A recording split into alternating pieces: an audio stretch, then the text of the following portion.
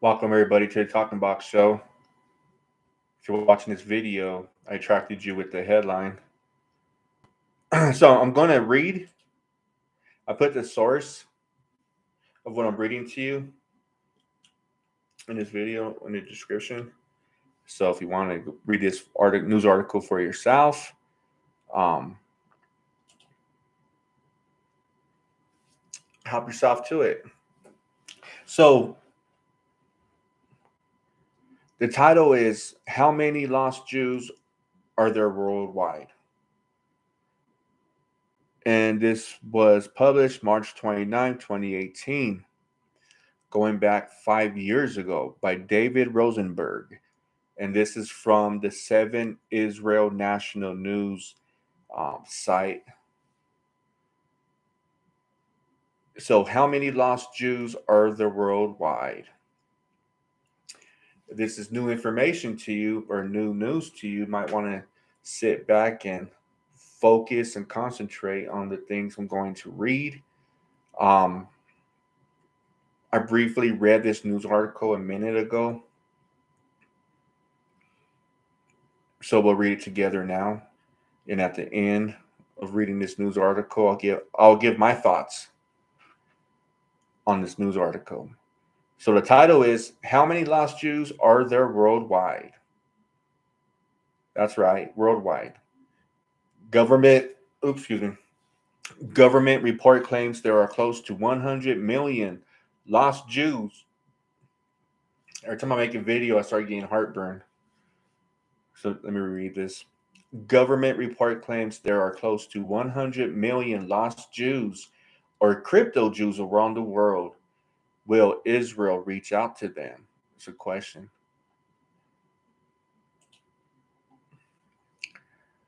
As many as 95 million people worldwide may be descended from Jews, a new government report claims.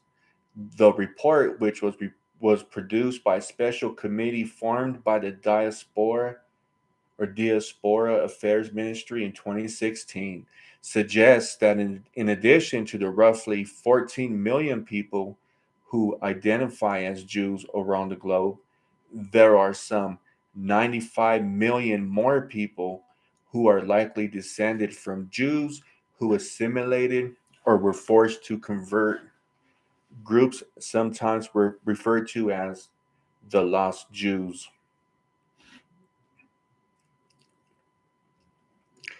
The notion of far flung communities reclaiming their ancestors' Jewish heritage is hardly new. Perhaps most famous are the Anusim, and it's spelled Anusim, it's a Hebrew word for coerced ones, sometimes referred to as Marranos, Jews from the Iberian Peninsula who were forced to convert to Catholicism. Despite having nominally converted, many clandestinely produce or practice Judaism.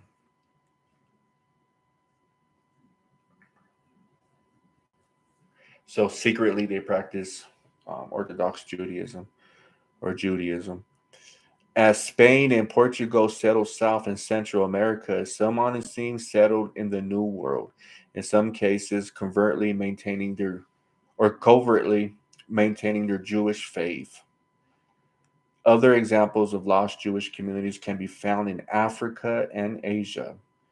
Tens of thousands of Ethiopian Jews immigrated to Israel since the early 1980s, including members of the Beta Israel community, known as the Falash Mura, descendants of Jews compelled to convert to Christianity. In 2005, Chief Rabbi Shlomo Omar recognized the Bnei Menashe, a community from eastern India which claimed descent from one of the 10 lost tribes forced into exile 2,700 years ago as the descendants of a long lost diaspora Jewish community. Um, Menashe in English, I'm trying to remember Menashe, Manasseh. Now, American English is my first language, but because I'm reading the Bible in Biblical Hebrew, Aramaic, and New Testament Greek. I believe it or not, I'm forgetting American English. So I think it's the tribe of Manesse. Either, if you know what I'm talking about, then you get the point. So a community from eastern India. Wow, 2,700 years ago. Thousands of Bnei Menashe have immigrated to Israel over the past decades, where they undergo conversions by the chief rabbinate.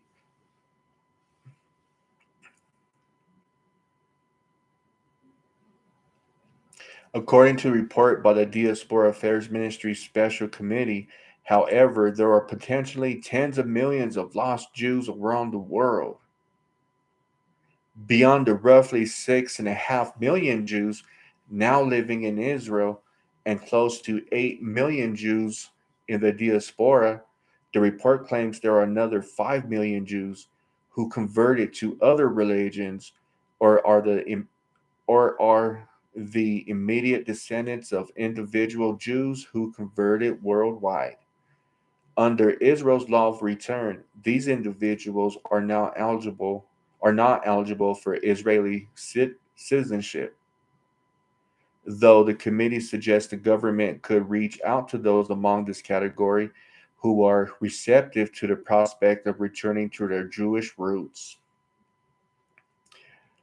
A far larger category, however, is that of so-called lost Jews who were forced to convert in mass or were compelled as a community to practice Judaism only in secret.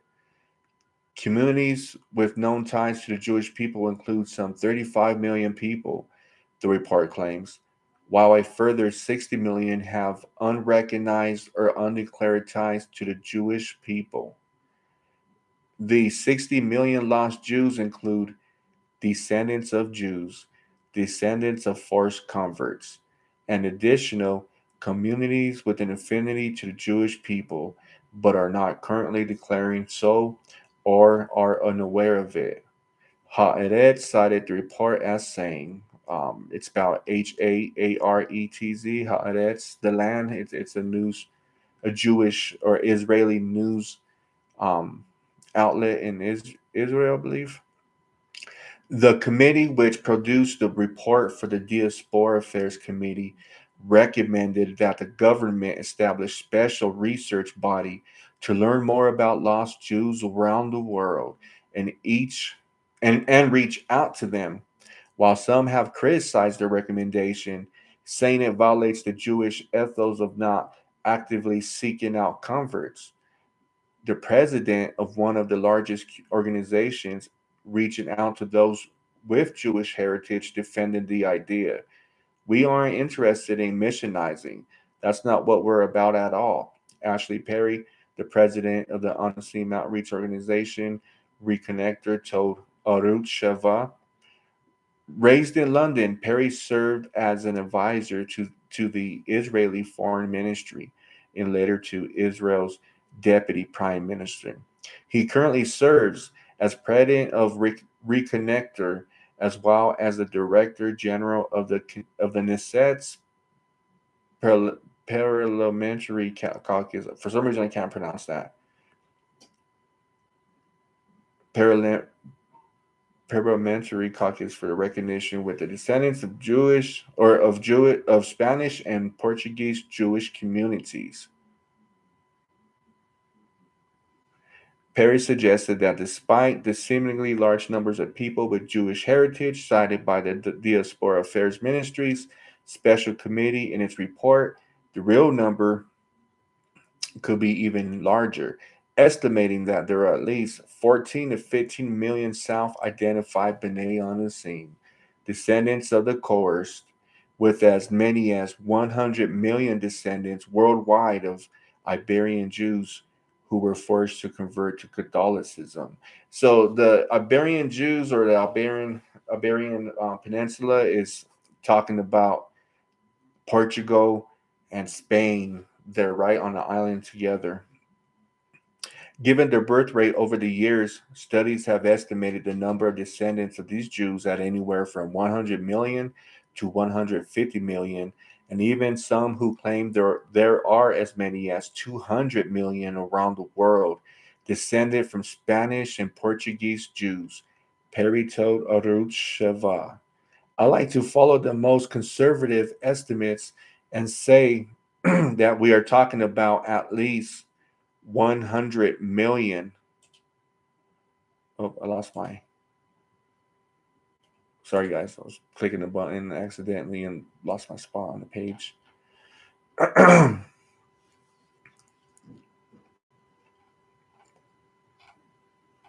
So he says, I like to follow the most conservative estimates and say that we are talking about at least 100 million people. And this is the end of the report. Wow. Can you imagine that? Can you? I know I certainly can't. So here's my afterthoughts about reading this news article going back 5 years ago. Anybody with a general idea of South America, we have to understand a lot of American citizens here in the United States of America are shielded by the news outlets of America. You know how there's always mentions, news agencies mentioning immigrants, the border, right, from Mexico. But on a spiritual plane of reasoning, just follow my thought here and try to imagine. Now I'm talking about a spiritual border, right? Because these news outlets misinform the public, whether it be Republican news outlets or Democrat news outlets. They shield us from world news, or like they're still showing pictures of Africa today, and it's like a third world country, right? They're in their huts and villages and everything. But in reality, Africa is prospering. They're organizing. They're becoming codependent. They're breaking away from the Britain, the ancient or the historical Britain, in slavery of Africa. So examples like that, the average American don't know that down in South America. Let me backtrack.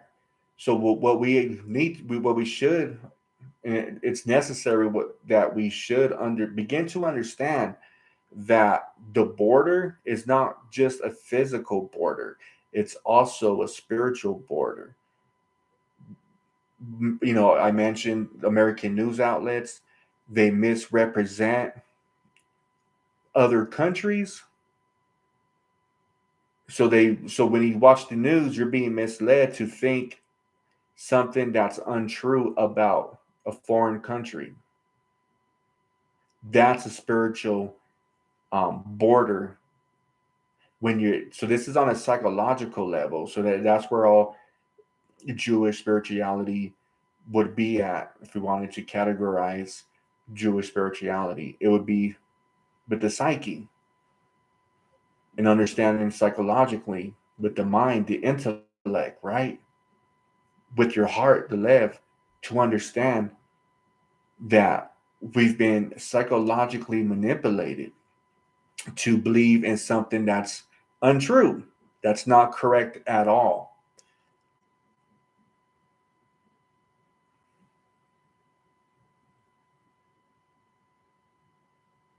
Because if it was untrue, if you're watching, if you, the viewer, you're watching this video right now, ask yourself. I'm sure you keep it real with yourself. You probably don't keep it real with everybody, right? Because it's just very difficult out there to be a real person without having the need to demonstrate that you're an animal, right? Basically, because that's how the world operates. But ask yourself, if this is true and untrue, that the Talking Box show is talking about, that I'm psychologically manipulated to believe in a lie, right? Then ask yourself, did you know about this concept they call Bnei Anusim, the descendants of the first ones? Do you know and have you heard about the Spanish Inquisition? And did you know that that part of world history, the Spanish Inquisition, paralleled Martin Luther and the birth of Western Christianity apart from Roman Catholic Christianity. Christianity. That's only 500 years ago. And what's parallel to that is also the transatlantic slave pact, right? That's how people ended up here in the United States of America. They were kidnapped from Africa and brought here to be slaves. That's part of American history and world history. So you see, there's four different things happening in world history around the same time. The Spanish Inquisition over in Spain, Portugal, eventually, and the rest of the world, or those parts of the world, outlawed being a Jew. You couldn't be a Jew. So when they discovered the New World, a lot of conquistadors were Jewish descendants, um, Bnei Anusim also, or directly Jewish people, and came to the New World through that way. And a lot of blacks did too. If you go in and study or look at the Spanish history, um, they were known for buying African people from that were kidnapped and put on the market. I mean, just think about this. There was an actual markets, a legal markets of selling and buying human beings. And Spain has a reputation in history as buying these enslaved people and eventually freeing them in Spain and Portugal. And a lot of them, right, became conquistadors too. Well, I shouldn't say a lot of them, but yeah, a lot of the African former slaves bought by Spain from the other foreign governments like Britain and all them places, but they were I want to say freed.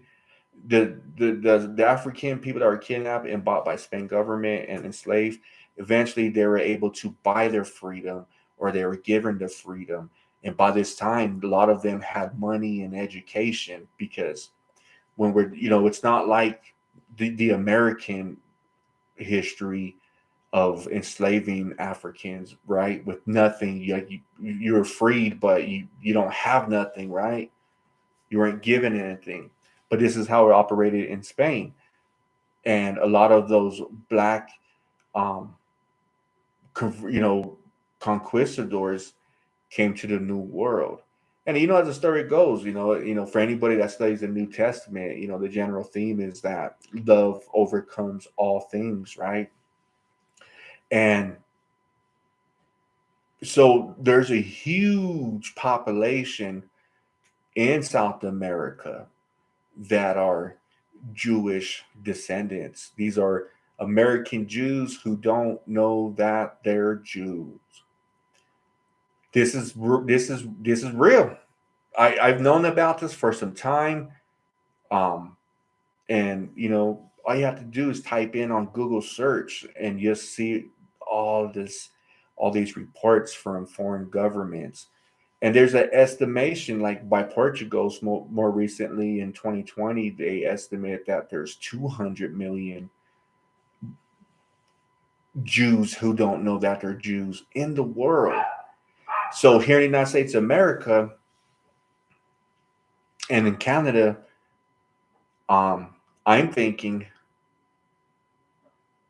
there's going to be at least, now this is my uneducated guess anyway, so take it as it is. But saying, just take a look, Just take it as it is. I mean, it's my opinion.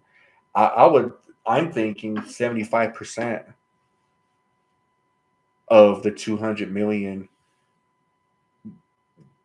Bnei Anusim, the Jews that don't know they're Jews, are right here in the United States of America. And why do I think that? Well, because there's a reason. Remember, everything has a reason. Everything. There's a reason why the conservative Christian church is against immigration from the South. Now, being brown skinned here in the United States of America, right? Got to keep it real. When they talk about immigration, how many times can you recall that they were talking about you also, right? Because when they show these immigrants on the news, they're Mexican, right? Even though these people are coming up from Venezuela, Guatemala, Cuba, other places besides Mexico. You know, it's to the point where every brown American is stigmatized as being, like Donald Trump said, rapists and murderers and drug dealers and gangbangers, right? But think about all the people that come up from Mexico borders with Texas and Arizona, California, right? That's the news misrepresenting the people coming up. Yeah, of course, common sense, logically, and rationally, we can all already assume and know with certainty that majority of the people coming up are going to be brown skin. I mean, look at those other countries down there, right? A huge populated area of brown skinned people, right? Native, indigenous people, victims of the Spanish Inquisition, if you want to say it that way, right? And the Church Inquisition. Um, so that's where I get all the, my information from, is reading things and also just contemplating. Is it possible for 75% of the 200 million Jews that don't know they're Jews in the world today, are they coming up from the southern border? Yeah, yeah. I can deduce that, logically deduce that, and understand it's highly possible that the reason why there's so much hate that was promulgated by Donald Trump and the conservative Christian politicians, right? Because if they didn't, I'm gonna assume that my viewer, that you're a Christian, okay, that you're right there from the church, right there where I was baptized in the Roman Catholic Church as a baby, and all my siblings and their, all my cousins and aunties and uncles and grandparents, right? Um, I'm half Irish German, but really, the whole area, when you look on the map of Europe and Germany, Prague, right, Poland, Finland on top, um, Germany, it's a close proximity of one another, and eventually people are going to fall in love and get married. That's how the ancient people just 100 to 200 years ago operated. You had to get married to have sex. There was no being loose, right? That was the general thesis of that time, was that if you want to, you're gonna be given into marriage basically and have a family, right? And want the best for your children. And people fell in love and reproduced. But I'm from that area on my mom's side, from Germany, Poland, Prague, Finland, um, even up in Ukraine and Russia.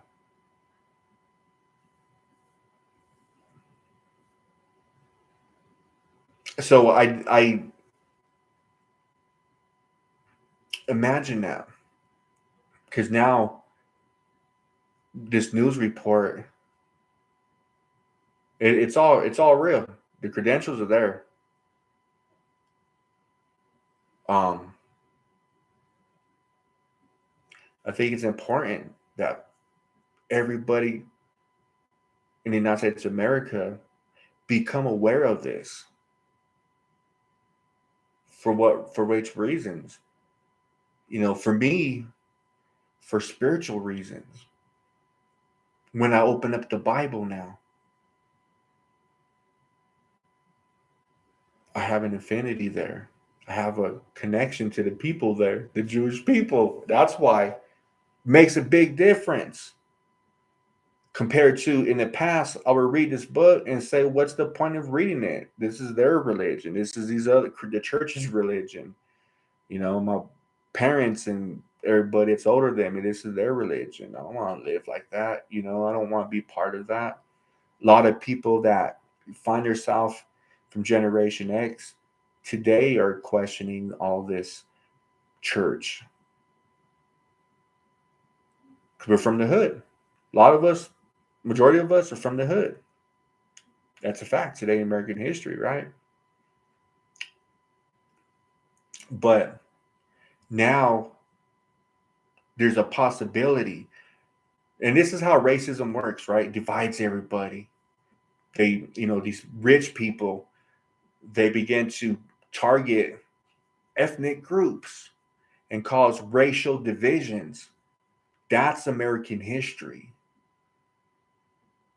There's nothing to be ashamed about. People that feel ashamed of American history and embarrassed of American history is because they're uncomfortable with it, especially when you're still racist and you identify with white supremacy or white supremacist ideologies, and you find it's morally wrong to bring up American history, right?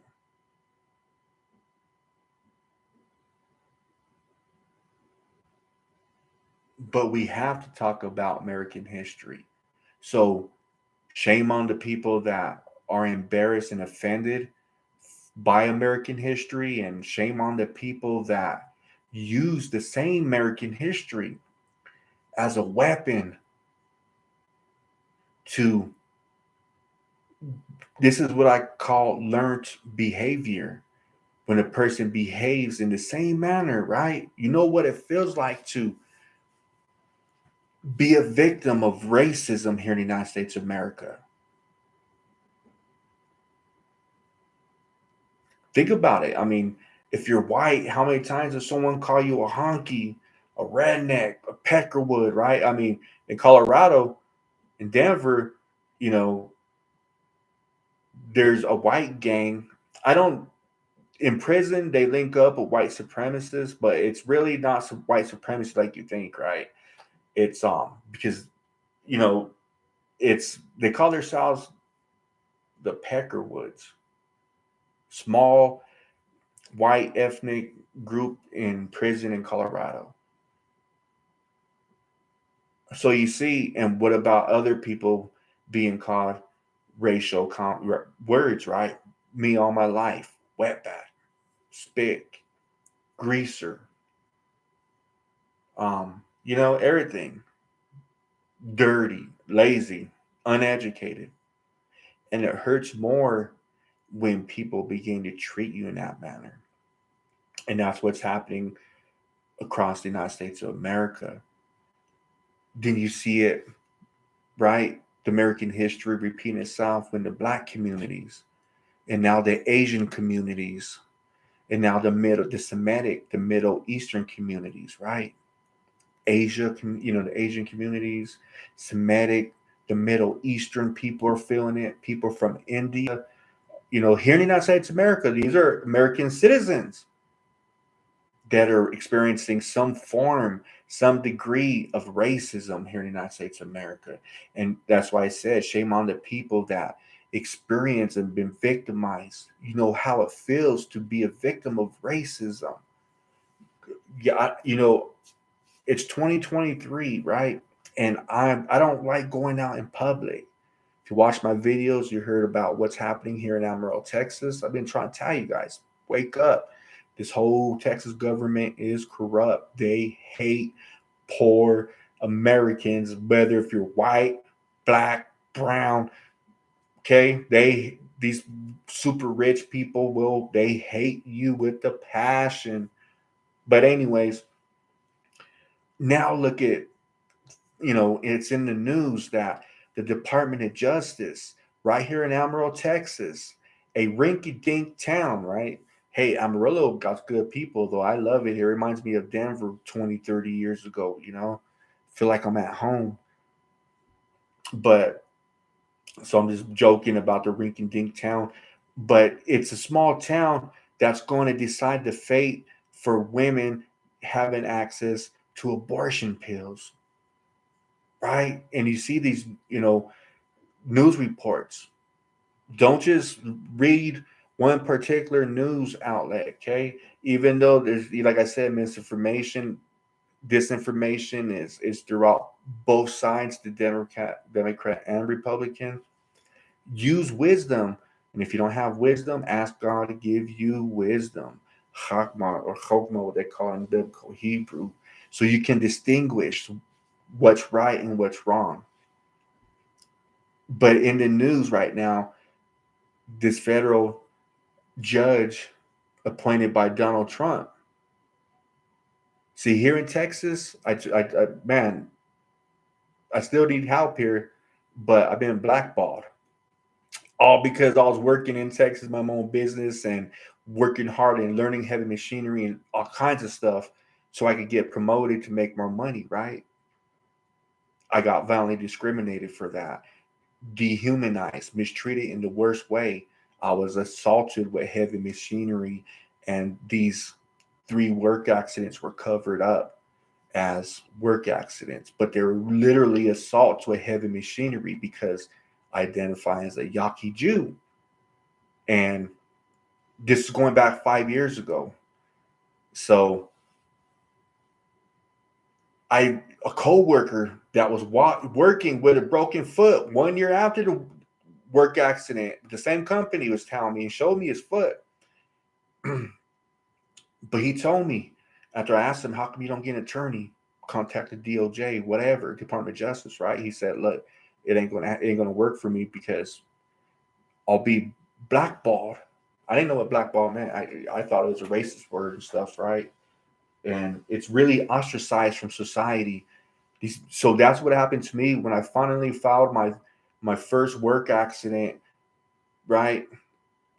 From when I got crushed with heavy machinery. But anyways, let me get past all that. So I'm going right back into the PTSD, and I hate that. And I'm gonna end up, I'm hurting myself just sitting here. So I really have to time myself. But just from personal experience, I can't hire an attorney. No attorney. I cannot hire no attorney. You see all these attorneys, whether they're white, black, Mexican, Asian, whatever. You see all over the United States, America, in your city, in your town. You're watching it on the news, and there's commercials, and you see law firms, or you read these reports about these big time attorneys that are suing. Civil rights attorneys. They all declined to represent me here in Amarillo, Texas. Now we come to find out. Right now, I'm not looking like the crazy one over here. Now, the Department of Justice is saying that here in Texas, keep in mind, the Texas Attorney General Ken Paxton is still on bond 7 years after the fact he was arrested and charged with federal crimes. That's how corrupt Texas is. The government.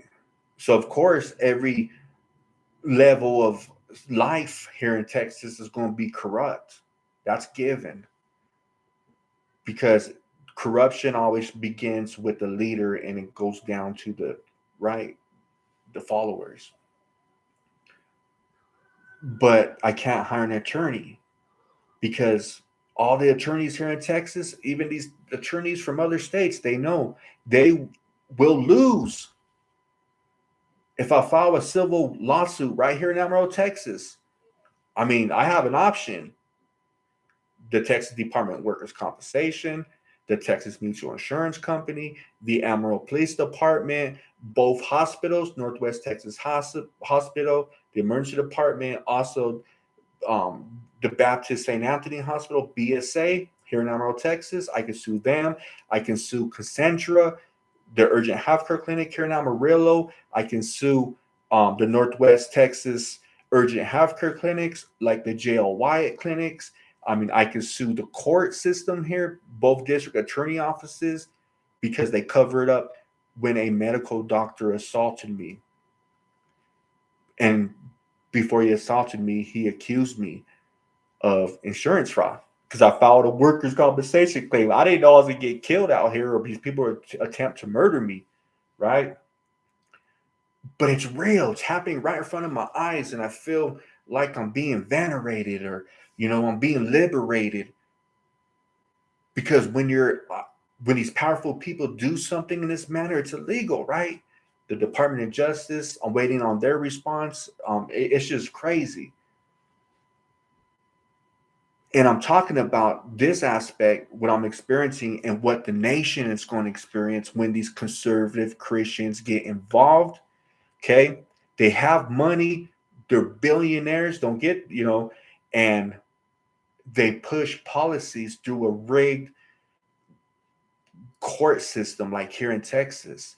So all, these like Ken Paxton's the one that filed this lawsuit on behalf of this Christian organization, or it's rigged to where these people knew they'll get their they'll get their civil claim in front of this federal judge that's appointed by Donald Trump, and he's far right. He's a conservative Christian who will determine if women will have access to abortion, right?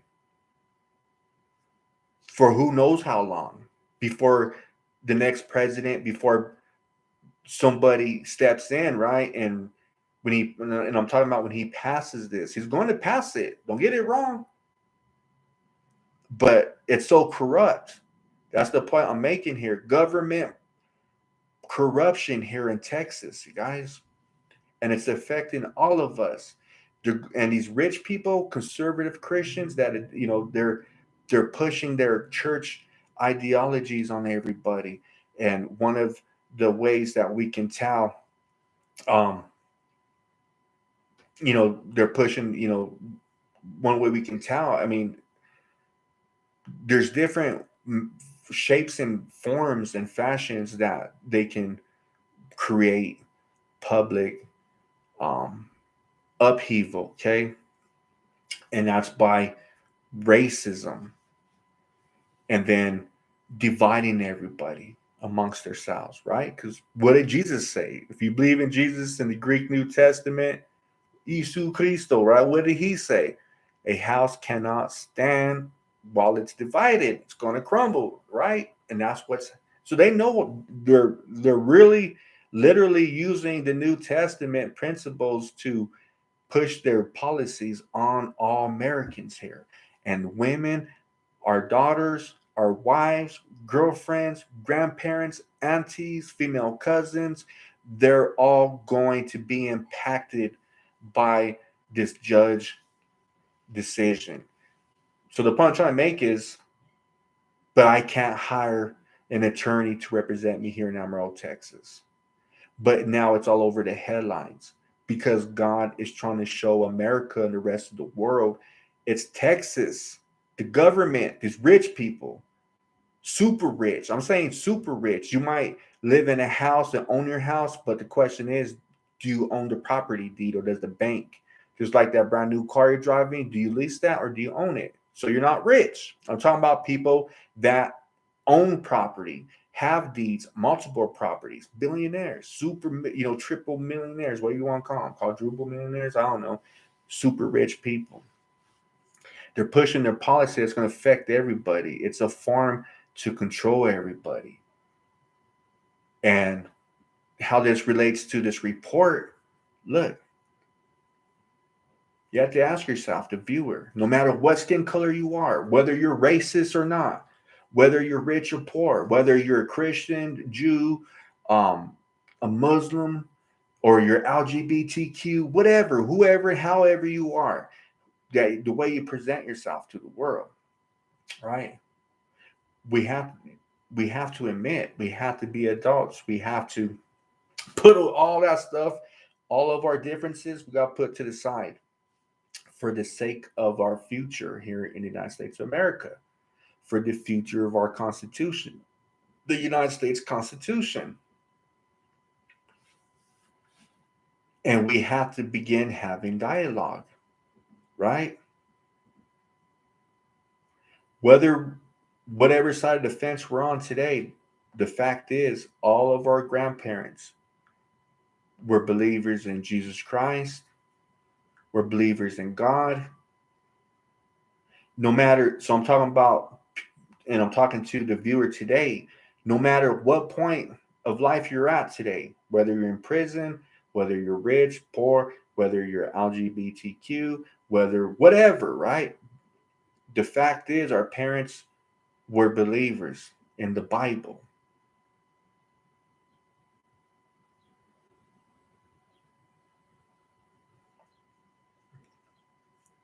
Because that's a fact,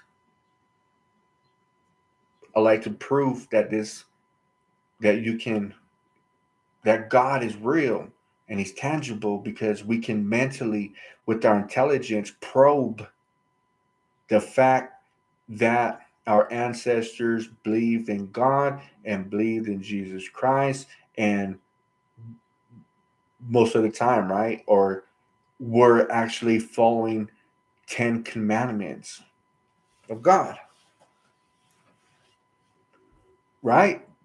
Women from Generation X, you remember in society and in your community and in family when you were, you know, dating a boy, just like the boy with the girl back in the late 60s, 70s, right? Still in the 1980s. Now it began to diminish in the late 1980s and early 1990s, but everybody automatically assumed if they saw a girl with the boy or a boy with the girl in public, they were married. In fact, all of our parents wanted the best for us, and they wanted every one of us to be married first, save sexual relationship, right? Until you're married with your wife or husband. That's how Denver, Colorado was. That's how politicians were, whether they're Republican or Democrat in the 80s and 1990s. That's how society was. So, God real? Yeah, look at American history. The founders, the United States Constitution said they unanimously agreed that all human beings, all men, were created equal. Anybody ever asked themselves why? I can understand the slavery here in the United States of America, right? But keep in mind too, it wasn't just the blacks in slavery, the Native Americans, right? People you call, that Donald Trump calls criminals and murderers and drug dealers and rapists, right? Because ask yourself, when you think about immigrants, illegal immigrants, what's the first freaking mental picture and word that title that comes in your mind? Mexican, right? We've been enslaved too, but it's, if you look at the United States of America alone, this is a huge part of the world. And South America, and they throw that in, and the islands, the Caribbeans, and then Canada. So yeah, we still have the biggest population here on this side of the world, but now we've been declassified by the church to the point we hate one another. That's why we come from broken families. So the point is, all this hatred going on, people weaponizing the Bible. Obviously, these rich people are weaponizing politicians here in Texas and committing violent crimes, attempted murders against Mexican Americans, brown Americans over here. What about the blacks? Well, you see there, reports of black hatred, right? Going how far back? Growing up here in the United States of America, been seeing this stuff happening over and over and over since the 1980s. And it's been happening before that towards the black communities and the Asian communities and the Native Americans and then the white communities over there.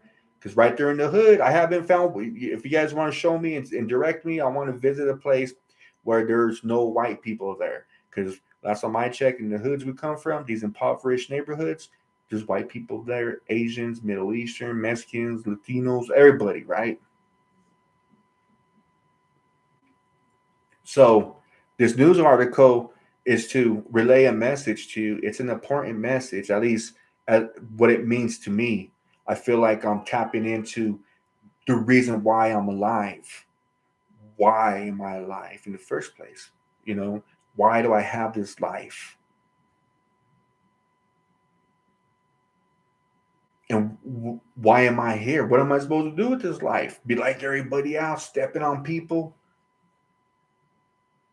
hurting people to get more money?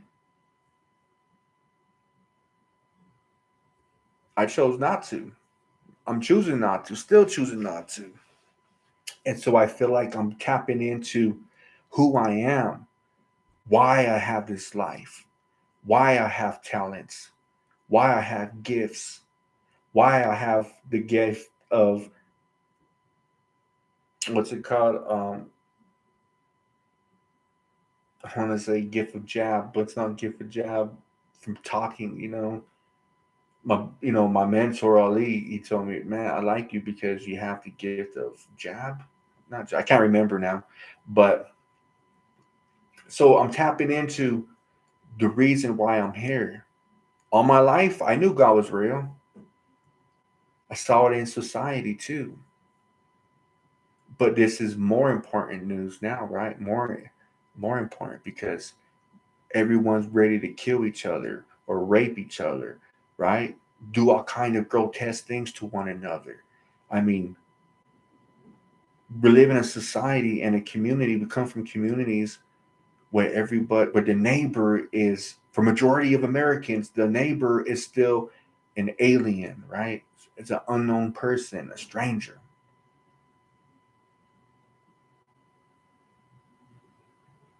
And while we're ready to kill one another and rape one another and rob one another, hurt each other's property, take each other's property, and right, kill each other's animals and all this crazy nonsense, we didn't know until now.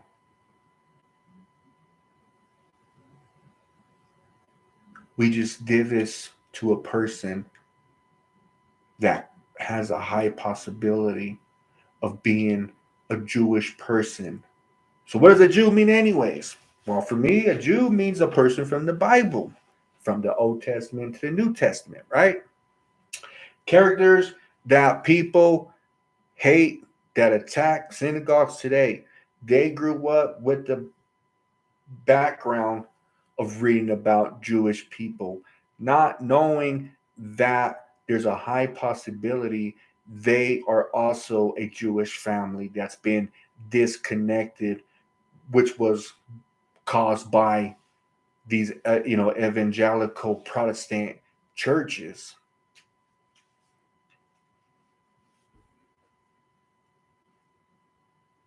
So I wanted to share this with my viewers. That's right. I'm not lying. Look this stuff up. You think that there's no that you think you might try, call me crazy and say, well, there ain't no psychological slaves. What are you talking about? Oh, really? Okay. So let me ask you this question. When you hear about a Jewish person, are you already going to come up with the mental picture that it's a white person with white skin? Right? Like I said, gotta keep it real. I know damn well when we talk about Jews, a Mexican Jesus picture, mental picture don't pop up in your head, or a black Jesus or an Asian Jesus, right? It's always a white Jesus because we, against our consent, have been psychologically manipulated, compromised, and enslaved. And and it all comes from the Greek New Testament. Now the Greek New Testament, it's not there to misuse or abuse people with, but that's what this church had did. The Protestant, Evangelical, Baptist, Methodist, Lutherans, all of it. Because I'm gonna tell you again, world history and in church history, prior to 1500 AD, right? There was no Christianity as you experience it today. It was either Greek Orthodoxy Christianity or it was Roman Catholic Christianity. But the question is, how is this possible? That is explained. There's a such thing as psychological slavery. That's why you're seeing the news, and if you're following just Republican and Democrat social media platforms that report news, right, or give commentary, now they're saying that the Republican side, right, their news outlets is putting ideas in your heart and in your mind to be terrified, to be afraid of one another. And then the Democrat side being racist, right? Because remember, I'm from Denver, Colorado, but I'm sorry, Texas, if you guys didn't know, people of color, Jews that don't know you're Jews, listen, man, when I came from Colorado, that sign over there on that highway, I forget what highway it is, but it says welcome to Texas. There should have been a sign there also saying enter at your own risk, because this isn't the United States of America compared to Denver, Colorado. And I come from the Ku Klux Klan terrain. Yeah, KKK was out there protected by the Denver Police Department on Martin Luther King holidays, right? Campaigning, protesting, publicly inciting a riot, never being charged, and protected by the Denver Police Department. And I thought Texas was going to be better, but I knew they identified as Texas defines itself as conservative.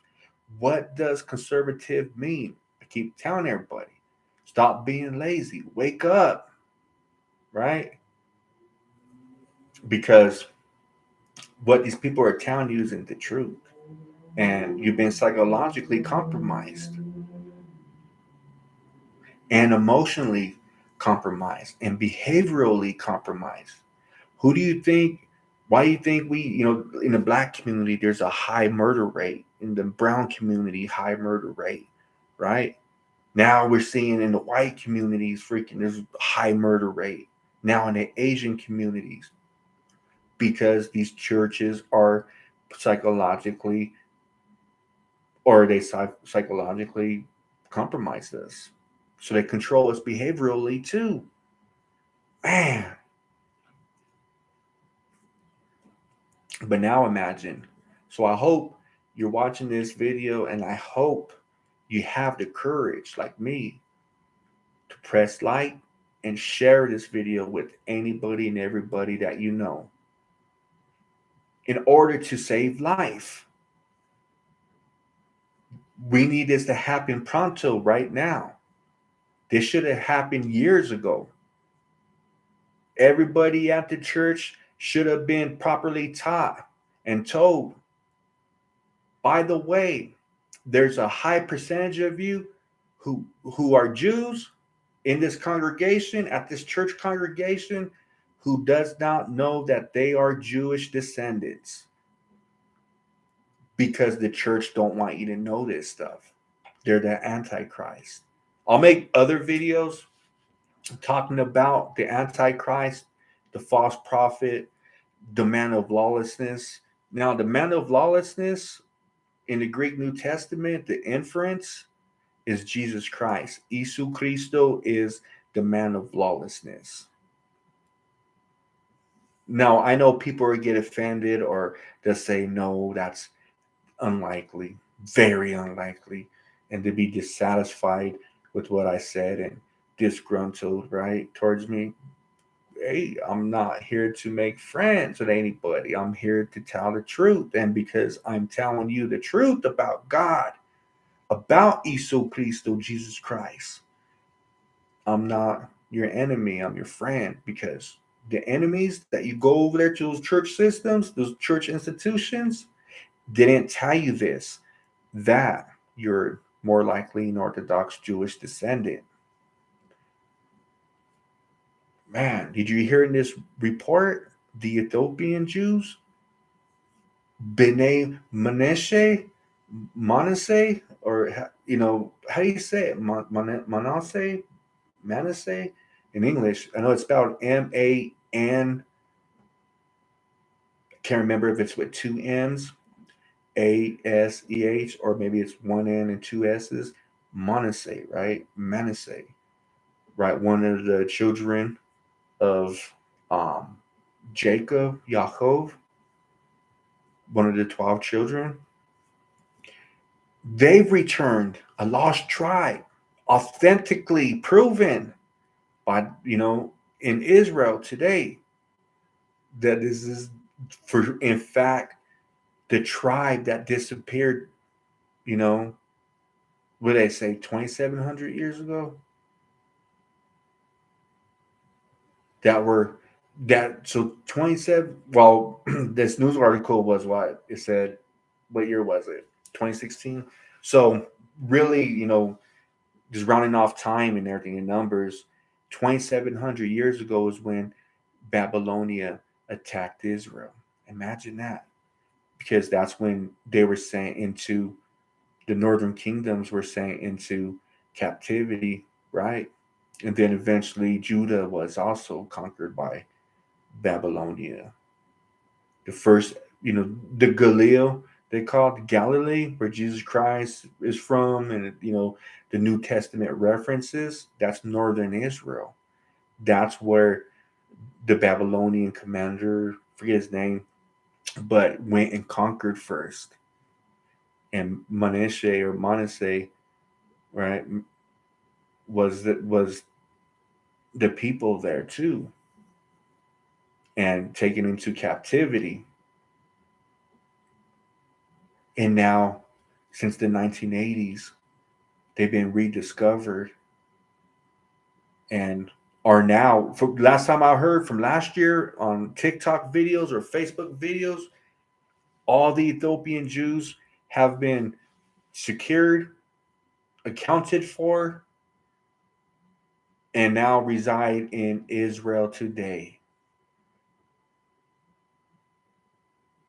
I just give me the goosebumps, man. You need the chills. Think about that, viewer. We're living in prophetic time, but we don't need illusions. We don't need people illustrating things that are untrue to our minds. It's time to become free people. God is calling us, you guys. If it's true that 75% reside here in America, the United States of America, the next person you're going to kill, the next woman you're going to rape, the next child you're going to abuse, the next person you're going to rob, no matter what skin color. Because remember, you've been preconditioned uh, to be racist because you're enslaved. You're psychologically compromised and you're psychologically enslaved to lash out in anger. You're being controlled by information outlets all around us day and night to attack and take life, to violate the laws of God.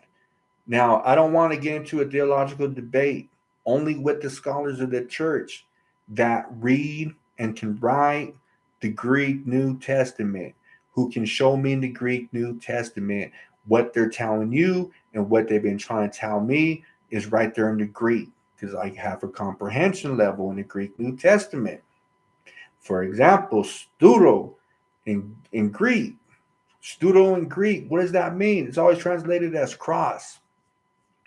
It's a intentional mistranslation. Studo in Greek does not mean cross. It means a piece of wood or a tree. It's a noun, right? That's literally what it means. It's a tree or a piece of a tree, like wood, right? So how in the heck do they the church translators get the cross from.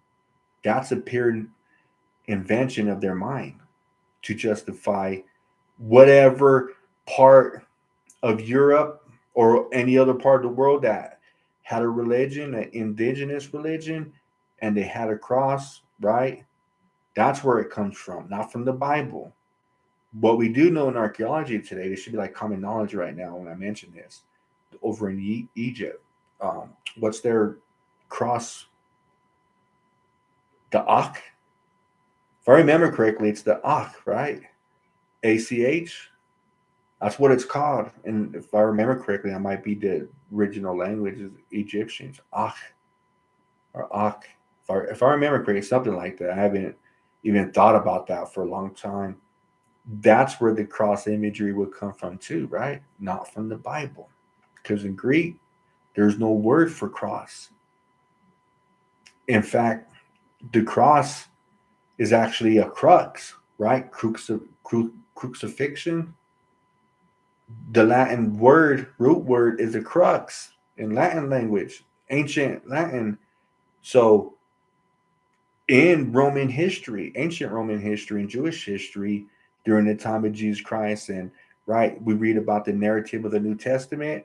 There was thousands of Jewish people put on these cruxes all around Jerusalem and throughout, and the way how I understand it, around Jerusalem, outside of Jerusalem, but out on the walls of Jerusalem, in Israel still, right? The capital of Israel, thousands of Jewish people were sentenced to the punishment, right? Capital punishment, hung on a crux, not a cross, or hung on stakes, a stake.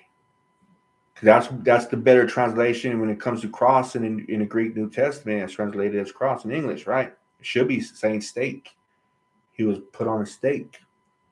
But Jewish history, Roman history, yeah, there were the mechanism. One of the mechanisms of the tool to provide capital punishment was a crux, not a cross. That didn't come until 300 or 400 years later when the Catholic Church went into Ireland. Ask the Irish indigenous people over there, the historians, they'll tell you, yeah, when they came here, they saw the cross, which to us was a symbol of a tree, not a cross. We didn't know what a cross was, and they adopted that into their religion, um, for the purpose of showing the conquered Irish people, right? They're now with the church. That's where all this imagery of other religions all over the world come from, that you see in the church. So you're going to commit a crime today against a person that has a high possibility of being a Jew. Mm-mm-mm-mm. They have duped me, and they have duped you. Now, my personal belief throughout my studies, the people that created this church system, from the Roman Catholic Church to the Greek Orthodox Church to the Protestant Evangelical Christian Church, I swear, you guys, I get this mental image, right? Of people that have been around few hundred thousands of years. So I swear, I know that's just the mental imagery, right? But in reality, in my opinion, it's the Sadducees, the Zedukim, the self-righteous, the Sadducees that created the church. And that's why they hate the Pharisees so much. And they have you and me growing up in this church, common knowledge. The Jews killed Jesus. That's the most hateful thing you can say about an ethnicity of a person or of people, right? But now God is shining brighter than ever in this spiritual darkness that we're all experiencing on all levels of American society. God's doing this. He's using everything around us to get our attention. So in the New Testament, for example, the New Testament, when Jesus Christ, and they talk about in other parts of the New Testament, they talk about the birth, right? Um, the woman in birth pangs, like in Revelations and all this crazy stuff. But just not Revelations, but everything else mentioned in the New Testament about the birth pains. You want to know what they're on a metaphor, on a Kabbalistic metaphorical plane of reasoning, what that means? It's spiritual. I'm gonna tell you again, the Bible, the Jewish spirituality has nothing to do with goblins and angels and demons and all this crazy stuff. That's part of it. But the real Jewish spirituality, the Ruach, has to do with our intelligence, how we receive information. We are creatures built to receive information. This is another way to prove God is real. I'm not in the business of proving that. I don't need to prove to anybody. I'm just giving free handouts, right? I guess you want to call it. You go explore it. You go and see if God is real, Go study why. Why do every human being, all creation, put it, I'll get more bold to say all created creation has an intelligence, right? We know that. Even a rock. You ever see those TikTok videos? People are going out there and talking to the tree. Tree, if you can hear me and you're real, can you touch my shoulder? And then the tree branch moves up and touches the person's shoulder, right? But they ain't show you those TikTok videos, the other left side of those videos where their friend or family members pushing the branch up to touch the shoulder, right? So see, I'm just joking though, but it's a possibility. All creation has an intelligence. Um, and at least the animated creation that we experience, even water has an intelligence. Think about it. But everything that's created, that's animated, we can say it's safe to say it takes in information. In order to exist, everything that's animated, that's natural creation, has to take in information to persist, to be alive.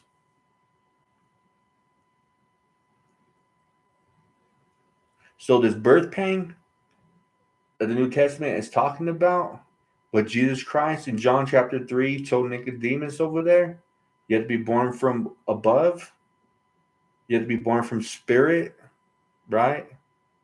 You have to be born from the water. Or, I'm trying to remember what words he actually uses. I know spirit and water. You have to be born from spirit and water, right? So people are dead in their sins, we'll put it that way, but not physically dead, spiritually dead. And what this spiritual death means, like what Paul talks about in the New Testament, has to do with lack of education.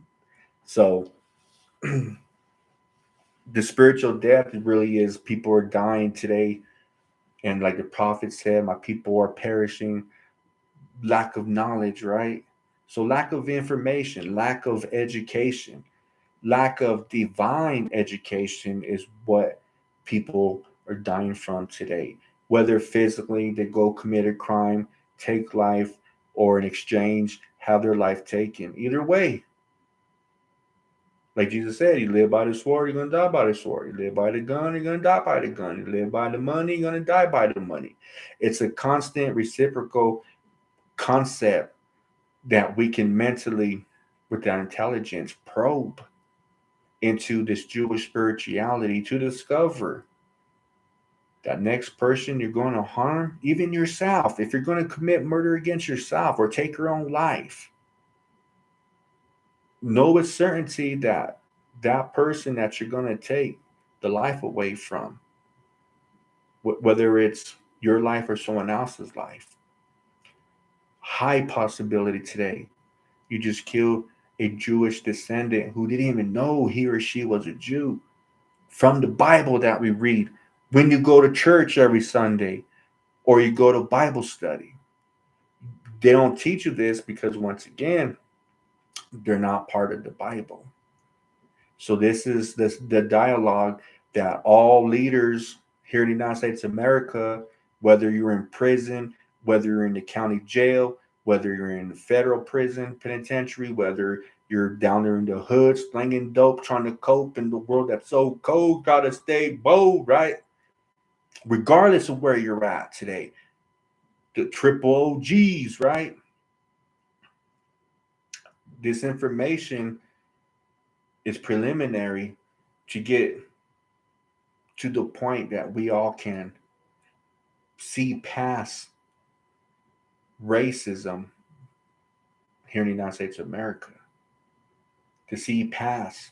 See everything that transpired in the past, you guys, it had nothing to do with none of us. We weren't there. But our ancestors were, and they suffered.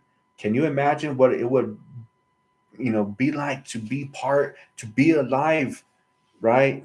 And experience the 1960s American Civil Rights Movement led by Dr. Martin Luther King.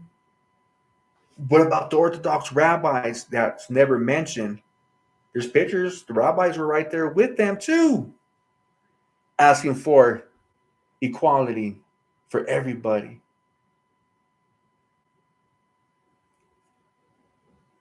And prior to all this, remember Dr. Martin Luther King Jr. over there? He came from a black church because during this time you couldn't go to a white church. And while the evangelical church had you guys, had your ancestors, grandparents, and great grandparents, right? While over here in these brown communities and Asian communities, the Sephardic communities of Jewish people that didn't know they're Jews, and if they did know, they had good reasons to hide their Jewish identity and didn't want to tell any of us because look at how they treated Mexican Americans here in the United States of America. Go read about the Mexican American Repatriation Act. This is real stuff. But we were controlled by the Catholic Church. In essence, you can say the Catholic Church protected us from the Protestant evangelical church here in the United States of America and all over the world. Not now, keep in mind the Spanish Inquisition against Jewish people, right, began by the Spanish government. There were Roman Catholic adherents. They adhered to Roman Catholic Catholicism, not Greek Orthodox Church. There was no other Christianity yet. And they created and started the Spanish Inquisition that spread out throughout the world, that had spiritual repercussions going into World War II, the rise of Adolf Hitler leading the Nazi Germany, that led into the Holocaust, 6 million innocent lives being exterminated for being a Jew. That's how 500 years later, the Spanish Inquisition is still happening even to today. That's why none of us, you see us Mexican Americans, they call us white Mexican American because we don't even speak Spanish. There's good reason why we don't speak Spanish, because after the Mexican American Repatriation Act, in my honest opinion, our parents didn't want to teach us Spanish because here in American history, it was a crime without due process to be caught speaking native language or Spanish language. So logically and rationally, any good parent, right, are going to want to hide the Spanish language from their children. They're going to say they need an opportunity more than me, right? Here, you want my children too? You want them to be Americanized? Here, they'll speak English. And even that wasn't good enough. It's never good enough for the church. And now we're discovering. That's why I said all the leaders in the hood, everybody in the world. But right here in the United States of America, we're confronted like our ancestors with the same problem hundreds of years ago, thousands of years ago, going at least far back 2,000 years ago. We all been confronted with what we're facing with and dealing with today. Division just getting worse, you know. And we're ready to kill one another, not knowing that we're Orthodox Jewish descendants. That's mind blowing right there. This is where we begin. Like I said, this video is actually the preliminary to open dialogue between everybody in the hood through social media. Phone, remember, we grew up where long distance of phone call was like in Denver. If you called Aurora, you're gonna get that's a long distance phone call. Aurora is the next, or is a suburb of Denver, right? See, we gotta educate our children too in the way we grew up so they have a better understanding of technology today and how to use it correctly, right? So that means we got to go and have open dialogue and learn from one another. How do you get in a position you're in today to tell me this is the best way? But it's going to be mutual. I'm gonna pick up information from you to apply to my life, and you're gonna pick up information from me to apply to your life in order to restore our broken families and to restore our broken communities and to restore the broken society and right going up into the political arena that's broken here in the United States of America so that we all can have equality here in the United States of America. It's time to deal with the corruption, the racism, the dehumanization of people, and the abuse of animals, to put that, to deal with it for once and for all.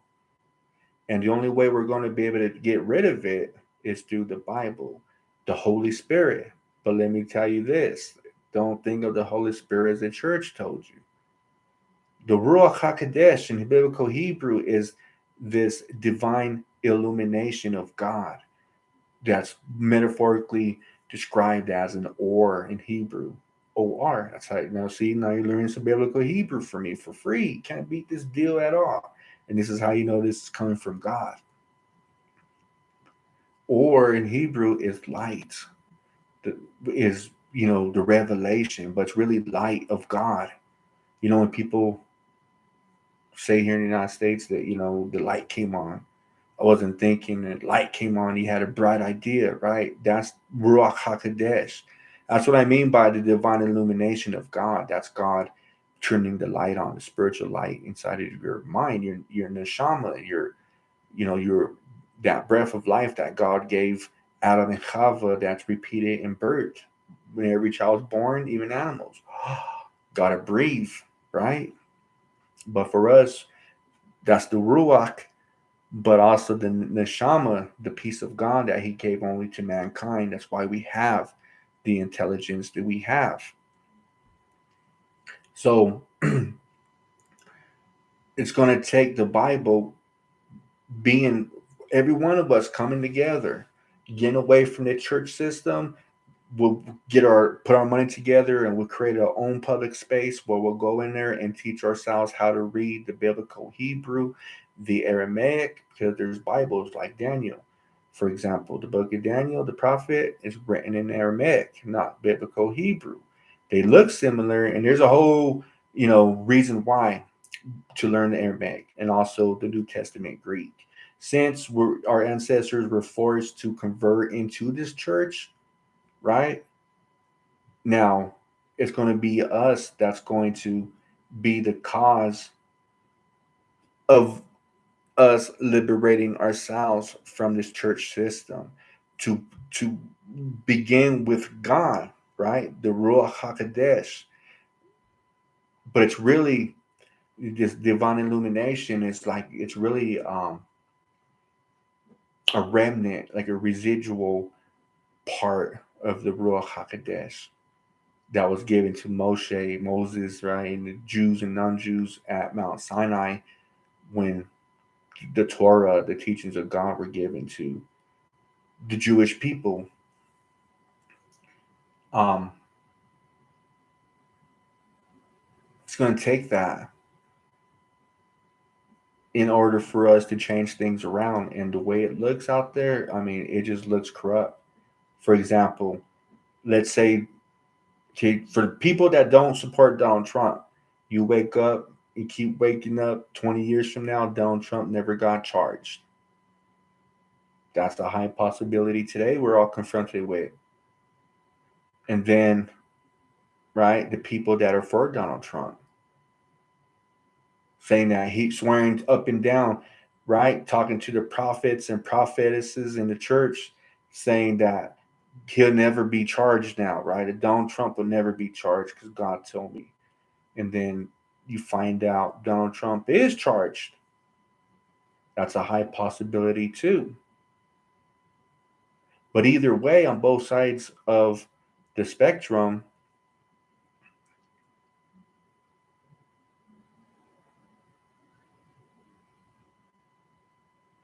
the right thing is to hold Donald Trump and the politicians and any, not the poor people that got involved, like the Proud Boys, for example, went and raided the nation's capital. I can't believe these cats did it. I can't believe these cats were brown skin also that did it. I was like, oh man, they're gonna get charged. And I wouldn't be surprised to find out that every brown skinned person that participated in the January 6th insurrection of our nation's capital ends up with a heftier prison sentence or probation sentence than everybody else. I wouldn't be surprised. But I'm talking about not them, those are poor people, rich people that colluded with Donald Trump to overthrow the United States Constitution, to impose their will, right? Their conservative church values, right? And their greed for money, for mammon, wealth, instead of imposing the will of the American public, right? Everybody went and voted. I'll tell you something right here about this corrupt Texas Attorney General Ken Paxton. There was a news report, I think last year or the year before, but this is a Republican led state. The government is all Republican. All everything, it's all Republican. And these Democrats cities and stuff that they say, yeah, that's just to their jurisdiction, but the general overseeing power of the Democrat mayors here in Texas is the Republican legislation, the Republican legislature that right upholds the law and creates new law, right, when it needs to be. All that's all corrupt, like I mentioned earlier. So people like this, if the United States government, the Department of Justice, don't hold them accountable and reprimand the FBI agents that wanted to collude with Donald Trump to overthrow the United States government, they need to be held accountable.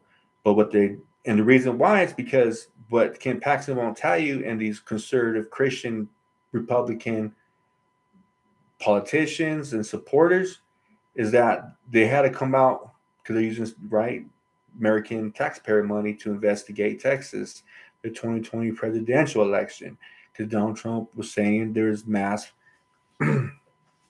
um, voting fraud, right?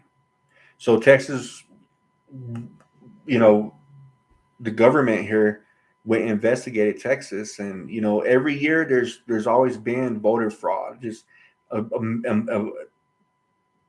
you know a part of a fraction every year has been happening. Always has since the birth of the United States of America. So I know there's a lot of new immigrants that are here that recently migrated to the United States in the last 10 years. And obviously, in these Republican states, they haven't properly educated you in American history. And in these Democrat states, they also haven't properly educated you in American history.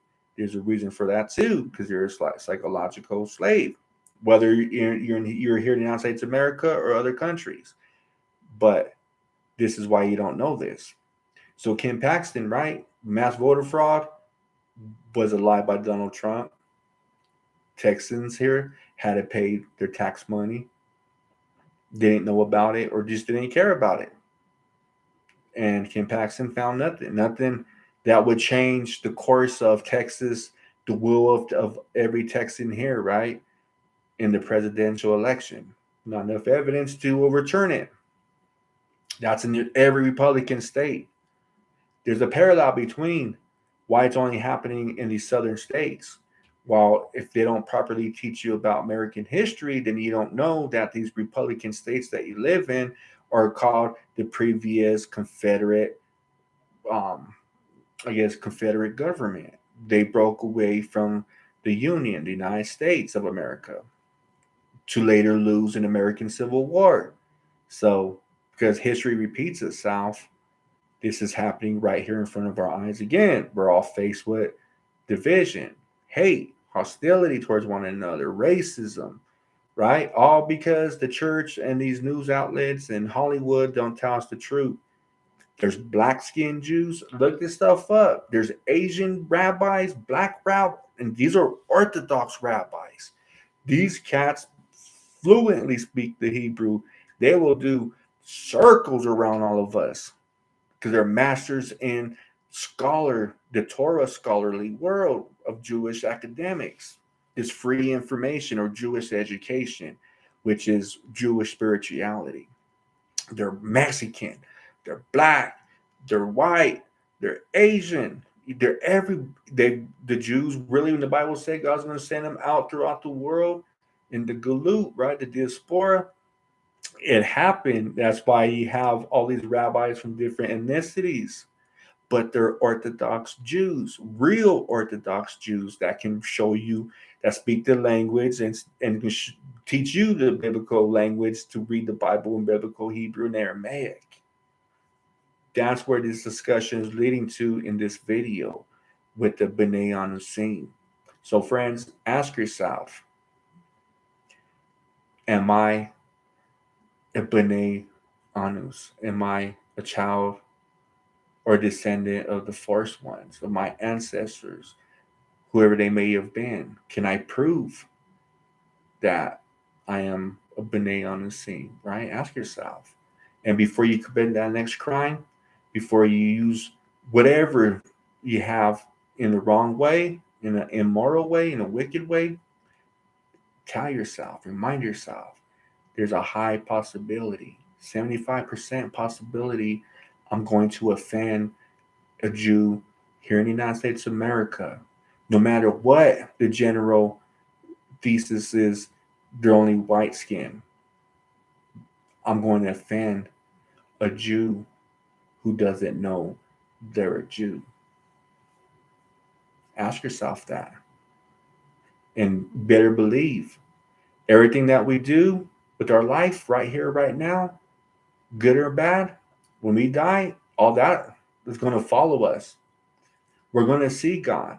We're going to see the truth.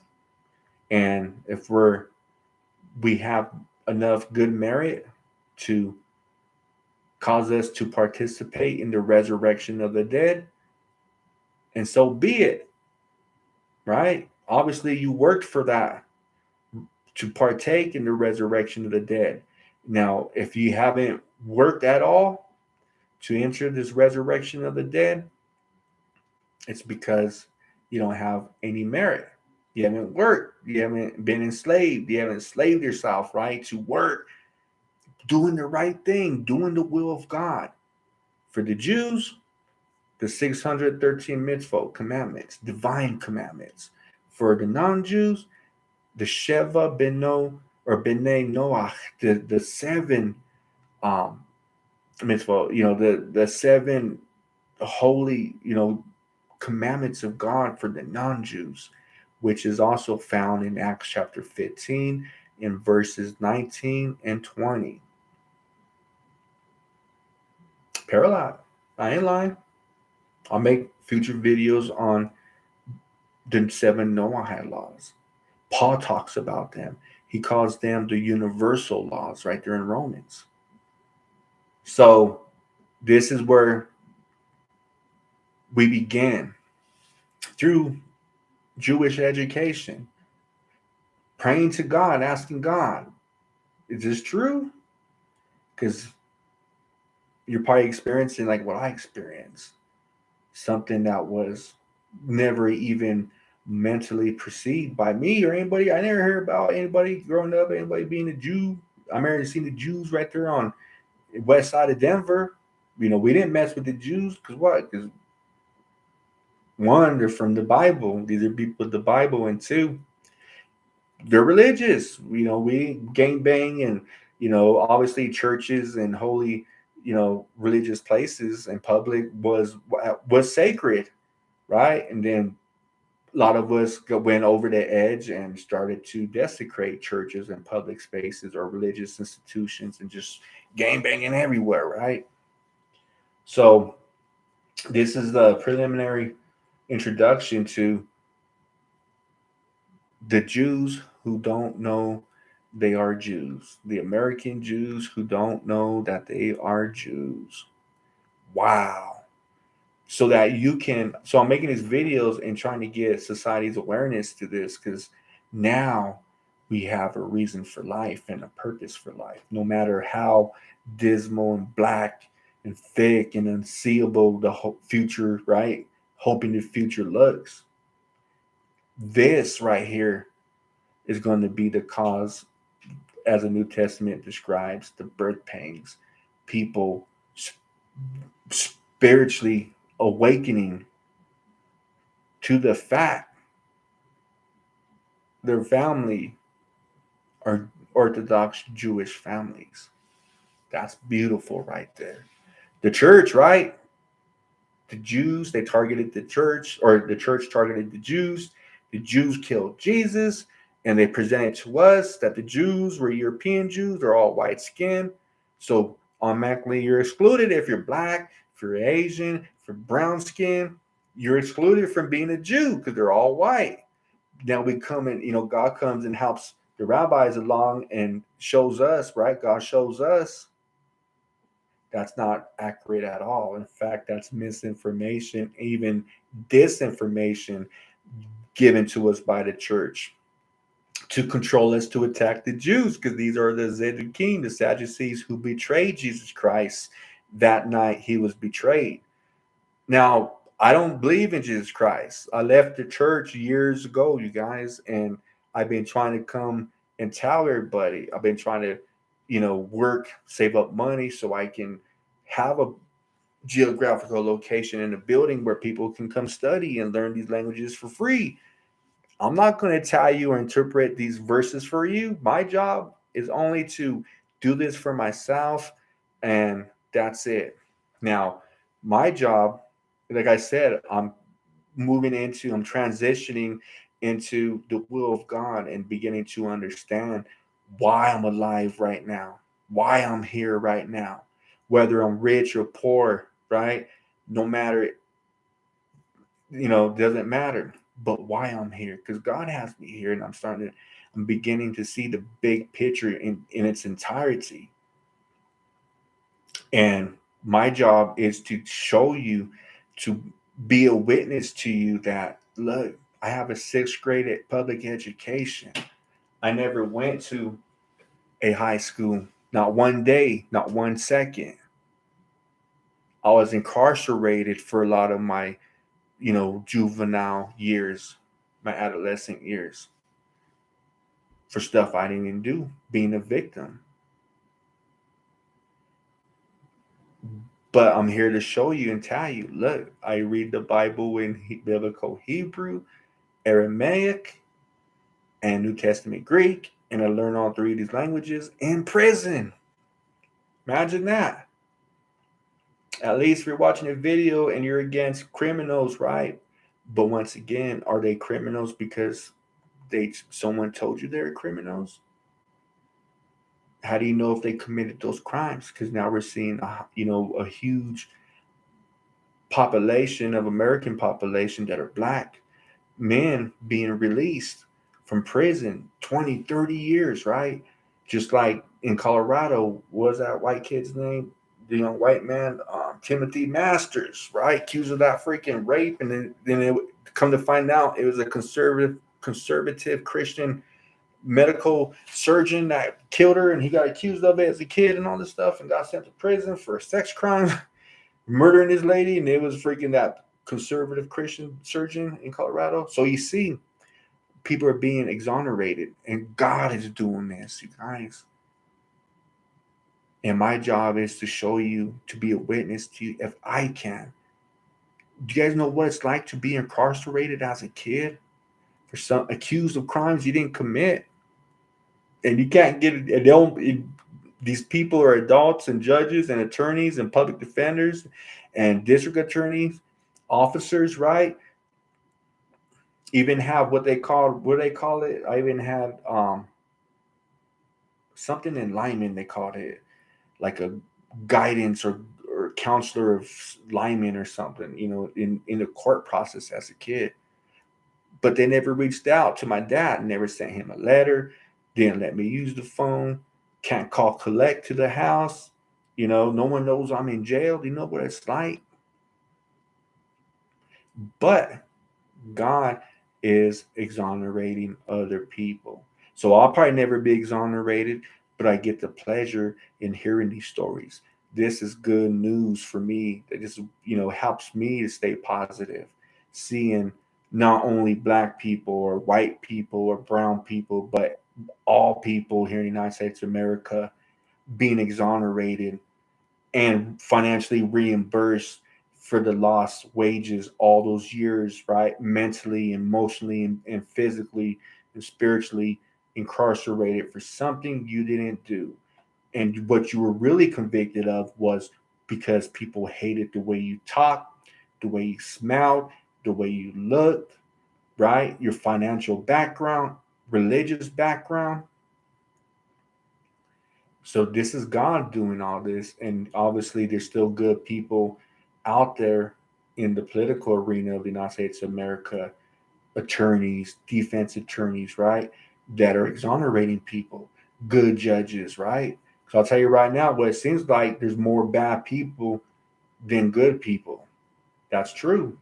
Growing up, yeah, there was more good people than bad people. Anybody from gangs, from Generation X, you know what I'm talking about. And today we know there's more bad people than good. And I'll tell you right now, that has to change. We got to balance, everything's in balance. We got to balance out good and bad, good and evil, right? There has to be a balance to it. If not, then when the wickedness, like it's doing right now, it supersedes the good people, right? Wicked people they exceed the good people. It's going to get barbaric out there. And we're all going to suffer. This is one of the responsibilities we all have with the life God gave us, right? That's why we're called to do His will. Why? Because if God wanted to control us, we wouldn't have a such thing as free will. It's not God using that person and take that person out. Now, it could be God setting up the stage or the phase of loss of life. Doesn't mean God did it. No, people are doing it. People with guns kill other people when they're irresponsible, right? That all the mass shootings, irresponsible people with guns killing innocent people, and it gets us nowhere. What's it doing? Nothing. But we're all sitting here flat broke, if we're going to be honest about it. And now, a lot of us from Generation X, I see it in everybody. I see it in your eyes, in the way you talk, the things I hear. You're really questioning God. Is God real? Maybe I need God in my life. Maybe there's a lot of things that have been unanswered by God, right?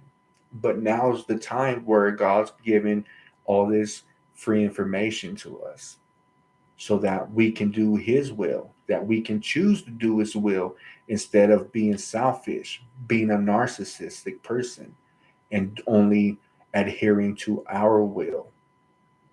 In society today, it's nothing but narcissists. Everyone's narcissist. If no one's told you this yet, obviously I was narcissistic at one point, saw it, changed my ways. I'm breaking out of it through God, and now I'm giving back to just everybody, right? Yeah, break that mode of narcissism because at the end of the day, we need each other. Imagine that, you guys. So what it means to be a Jew and everything. For me, it would be being part of, because I'm a man, right? A male, a brotherhood. I can't wait to get to Israel because I don't have to go any other country in the world. 'Cause I'm pretty sure they got Chinese food in Israel. They got Chinese Jewish food up in Israel, and probably got barbecue chicken and all kinds of stuff. From people with different skin colors, from different ethnicities. There's only one race. That's the human race. Get there, and you get to have the world. You get to take pleasure in the world through the ethnicity of people, right? From the world. And it's part of a brotherhood. And for a woman, it'd be like a sisterhood, right? Children be part of a childhood. Imagine that. So that's my thoughts. I know it's lengthy. Um, God bless everybody. Keep it raw, keep it real, keep it moving forward. Everything else is just commentary and research, study, spread the word. It's time to exit the church and create our little synagogues, because a lot of us are Jewish descendant. And if you're not, come along with us.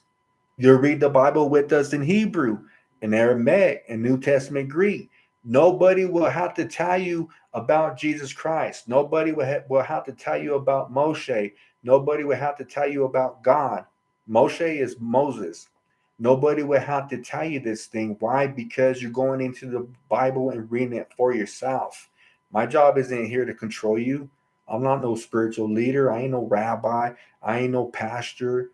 I'm not trying to, if anything, it took over 40 years for me to realize, what do I want to be in life? I want to be a rabbi, an Orthodox rabbi. I want to be a prush. I want to be a Pharisee. But I'm not doing that and trying to be anybody's master or spiritual leader or any of that, right? I'm just sharing what the information I came across, and I truly, genuinely, honestly, intellectually understand and believe this is the light of God. Who has ever told you that there's a 75%, and it's probably higher than 75%? But whoever told you 75% of the people you come in contact with in your life, past, present, and future, are going to be Orthodox Jewish descendants? That's how you look at it.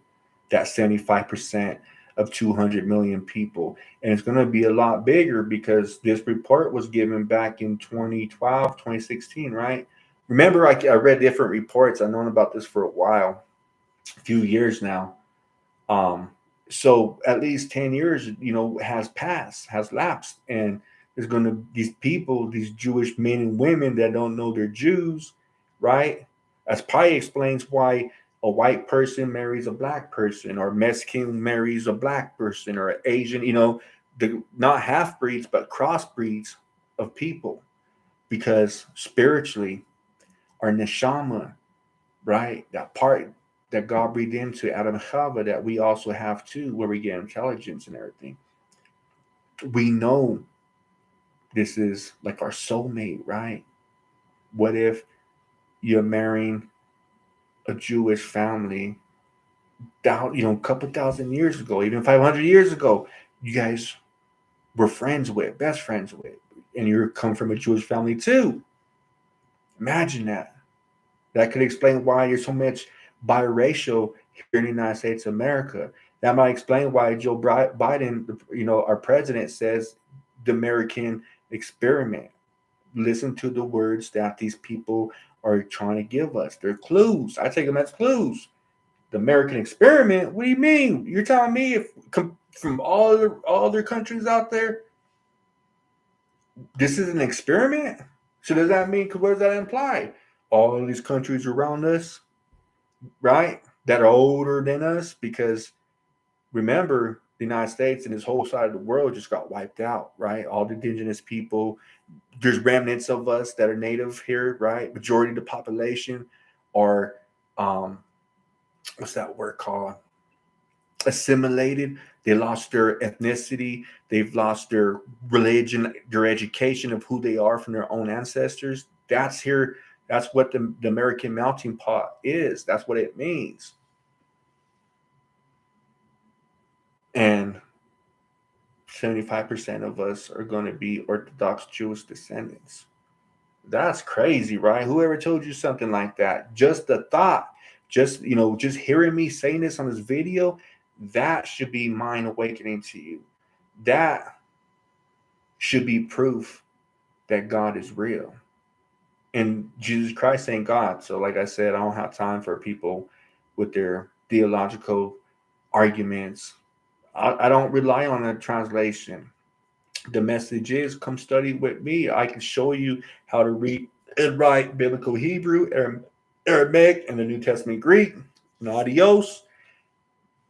Contact me when you learn something about the Bible because you're going to teach me. I'm not here. Who has ever, right? What kind of teacher has said, I'm going to educate you what I know so that you can teach me? I'm pretty sure somebody said along the way, right? There's been a lot of wise people, men and women, in the last 6,000 years that we've been on this earth from all ethnicities of people, right? That said that. But when has the spiritual leader at your church said, hey, come to my church so I can show you, teach you everything that I know so that you can teach me what you learned? Do you see what I'm saying? So my point is to teach you, to show you, I'm proof God is real by being able to comprehend and read biblical Hebrew. These are ancient languages. They told me all my life. These are dead languages. No one speaks this stuff. Then you find out Greece is still there speaking Greek, and the Jews, the Hebrews are over in Israel today speaking modern Hebrew, right? And then the Aramaic language. I don't know if anybody currently speaks Aramaic today. If they do, it's going to be in the Middle East. I know that with certainty, and it's going to be Saudi Arabia. I wonder if Saudi Arabia. I know Arabic is a cousin of Aramaic, and then Aramaic is like the cousin of Hebrew, and Hebrew's the main holy language, and that's proven right there. And that's what my job is. And come back in a year, 2 years, but keep in touch, all that stuff. We'll sit down and read the Bible, and then I'll tell you what I learned, and you tell me what you learned. Because with the rabbis, there's a system of order. Going to the church, it's all disorganized, it's all disordered, right? With the rabbis, it's all in an orderly fashion to learn this stuff, to educate ourselves. And then when we have real questions, we'll go ask the real Orthodox rabbis, and they'll tell us. So imagine that. Just the thought of talking about this. 200 million people in the world, and there's more, are going to discover their Orthodox Jewish descendants, that they're Jews and didn't know they were Jews, while the church knew about this and chose not to tell the truth. That's where we begin. That's where we start. If you like this video, take that leap of faith with me. Press like, share it, and we'll go from there. God bless you guys. Like always, study. Study for yourself. Never, only a fool listens to anybody, okay? You got to sit down at no matter how young you are or how old you get, eventually you have to sit down and educate yourself. That's the real liberty. God bless you guys.